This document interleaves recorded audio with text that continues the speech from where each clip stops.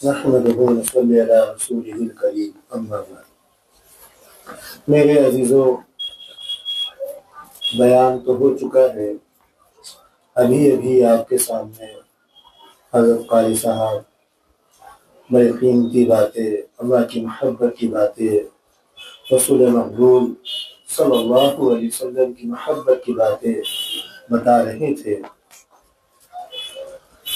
میرے عزیزو، ہم لوگ یہاں بیٹھے ہوئے ہیں، یہ خانقاہ ہے، اور یہاں اللہ کی محبت کی، تصوف کی، راہ سلوک کی باتیں ہوتی ہیں۔ تصوف کے مشہور و معروف، مقبول، معتبر 4 سلسلے تو بہت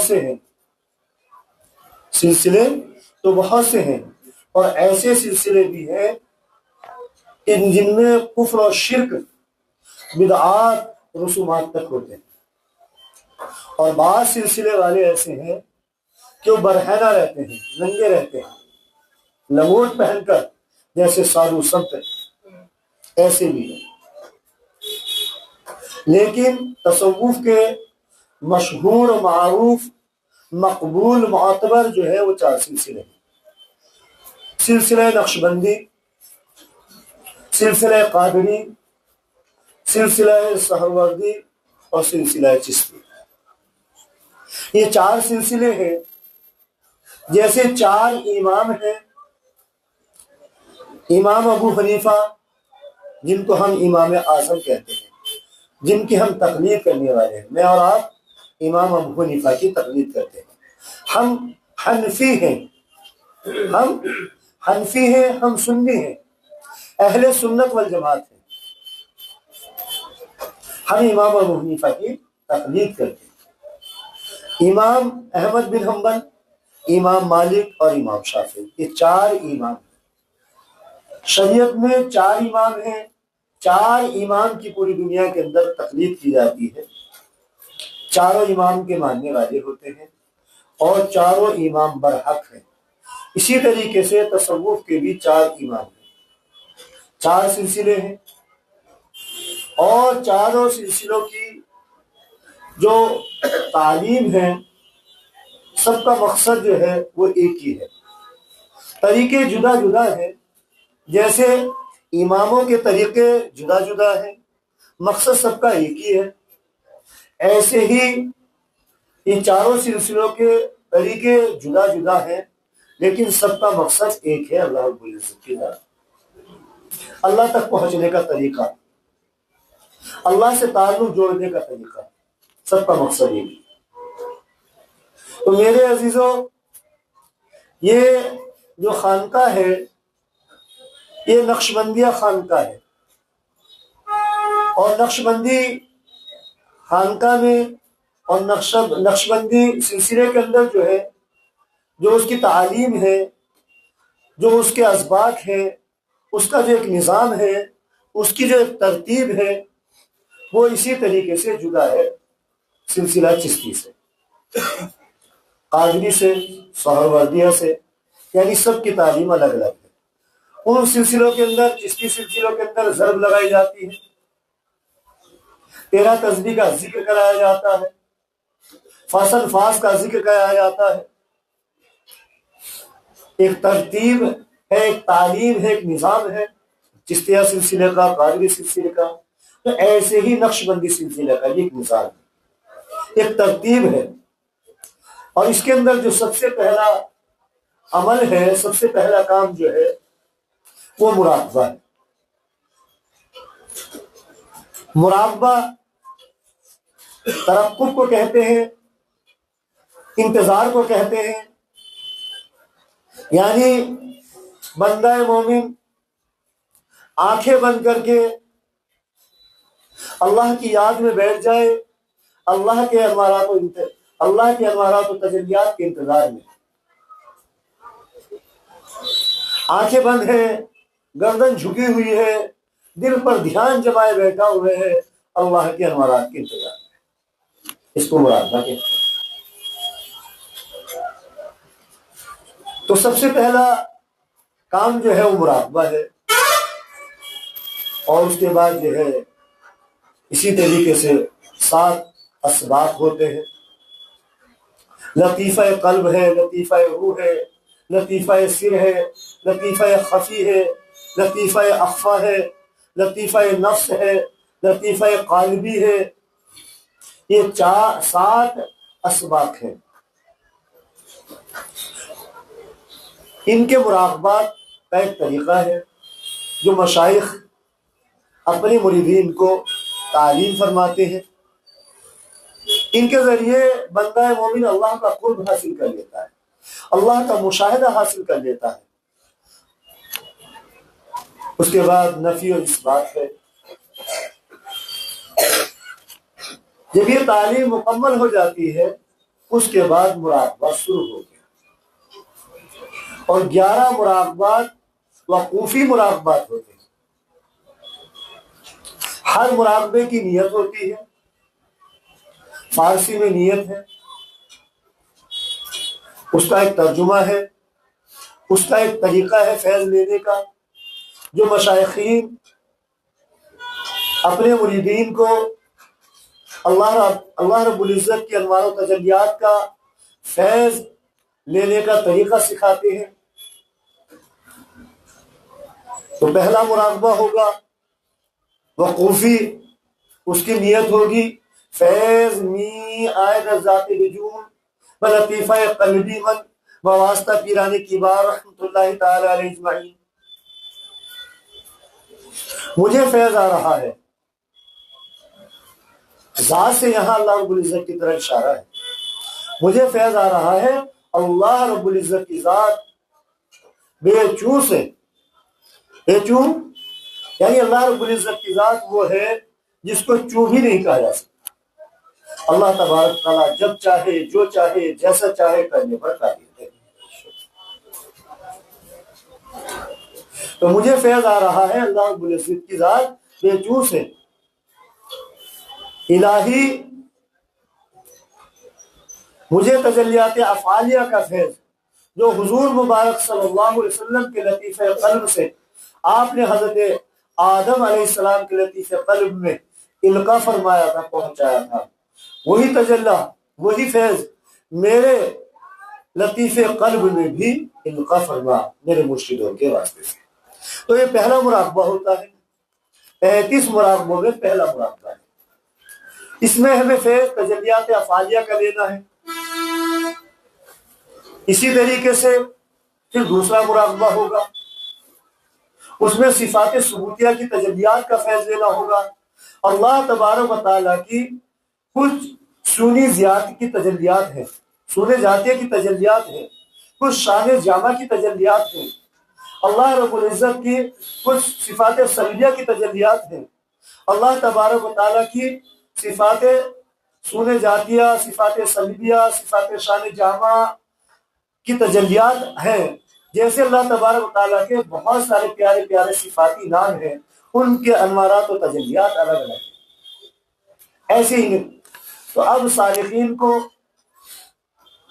ان کی تجلیات لینی ہے تو ان کے مشائخ ان کو اس کا ایک طریقہ، اس کا ایک نظام سمجھے.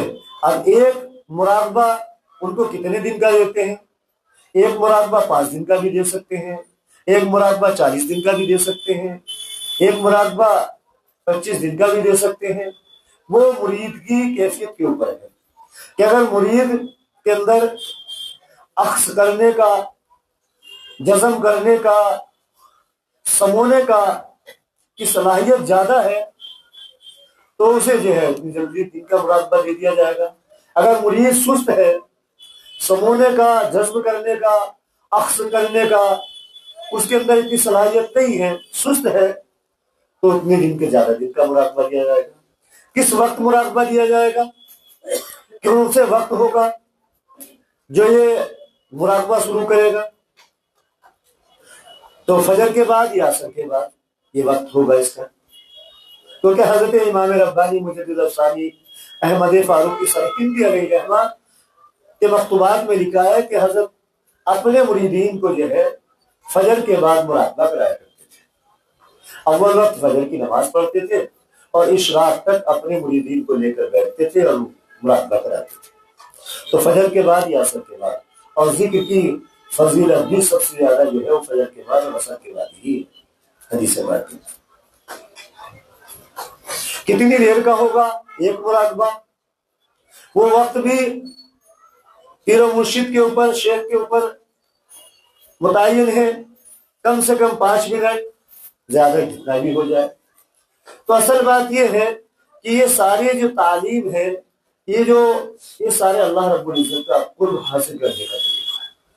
اللہ کی جو انوارات و تجلیات ہے، جیسے میں نے بھی بتایا، صفات ثبوتیہ کی تجلیات ہے، صفات سلیلیہ کی تجلیات ہے، سمجھے، تجلیات افعالیہ کی تجلیات ہے، یہ تمام تجلیات ہے جو اللہ رب العزت اپنے بندوں کو، سمجھے، عطا فرما دیتے ہیں ان مراقبات کے ذریعے، اور ان کے قلب روشن ہو جاتے ہیں، ان کی روح پاک ہو جاتی ہے، ان کا تعلق اللہ سے جڑ جاتا ہے، اللہ کی محبت ان کے قلب پر چھا جاتی ہے، پھر ان کا یہ حال ہو جاتا ہے، ان کی یہ کیفیت ہو جاتی ہے کہ اگر وہ خدا کو بھلانا بھی چاہے تو بھلا نہیں سکے۔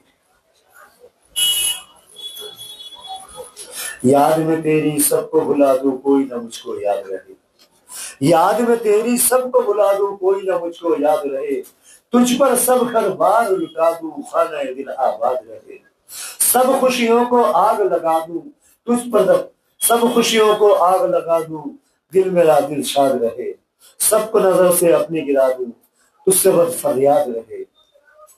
بس یہ کیفیت ہو جاتی۔ تو میرے عزیزوں، بس جیسے ابھی قاری صاحب فرما رہے تھے کہ اگر ہم آئیں تو بس اللہ کی محبت کے لیے آئیں، اللہ کو پانے کے لیے آئیں، اللہ سے اپنے رشتے کو مضبوط بنانے کے لیے یہاں آئیں، اللہ سے یہاں تعلق جوڑنے کے لیے یہاں آئیں، تو انشاءاللہ یہاں سے بہت کچھ لے کر جائیں گے۔ اور اگر دنیا کی غرض ہے، دنیا کی چاہت ہے، دنیا کی فکر ہے، دنیا کے حالات، دنیا کے معاملات ہیں، تو یہاں کچھ نہیں ملے گا، جیسا آئے ویسے ہی چلے جائیں اگر نیت صحیح نہیں۔ اس لیے اپنی نیت کو درست کریں، صحیح کریں کہ واقعی ہمیں تو اللہ کو پانا ہے، اللہ سے اپنا رشتہ جوڑنا ہے، کیونکہ ساری مسائل کا حل جو ہے وہ اللہ ہی کے قبضے میں۔ اللہ پاک ہم سب کو عمل کی توفیق عطا فرمائے۔ اب سجدہ ہوگا، اس کے بعد انشاءاللہ مراقبہ ہوگا۔ بسم اللہ الرحمن الرحیم۔